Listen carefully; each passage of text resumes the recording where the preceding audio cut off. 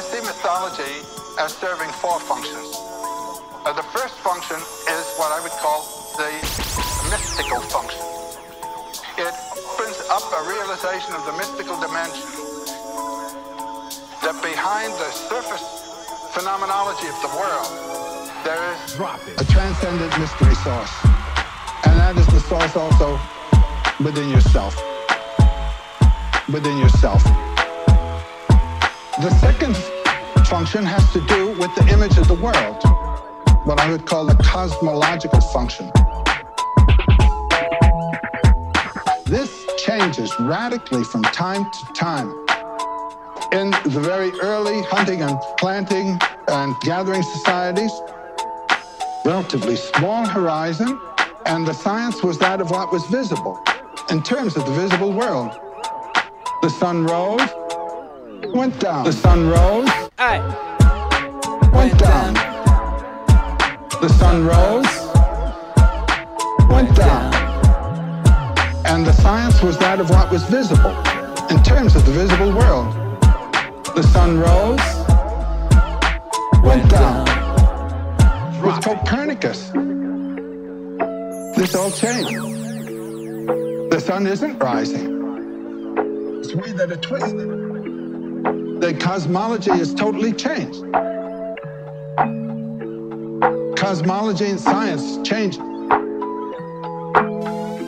There's a mythology to be up to date and really to work in the minds of people who are living in the modern scientific world must itself incorporate the modern scientific world. Modern scientific world. The sun rose, went down. The sun rose, went down. And the science was that of what was visible in terms of the visible world. The sun rose, went down.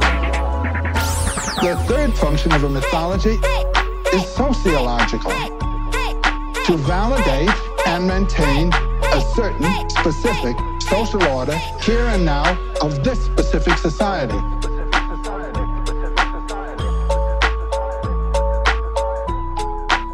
Do you know who Akira the Dawn is?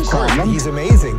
Is the pedagogical problem, guiding the individual harmoniously through the inevitable crises of the stages of life in this world today, in terms of its goods, its values, its dangers. The sun rose, went down. The sun rose, went down. And the science was that of what was visible in terms of the visible world. The sun rose, went down. Where does mythology come from? For Campbell, the beginning to this story does not exist somewhere out there in the distant past. Feels like it works. Rather, it starts right here, right now, within us, with what it means to be a human being. It's easy to see what separates us from each other, what makes us different. We all look and sound differently, and most societies have different values and customs. These are the physical and cultural distinctions that set us apart.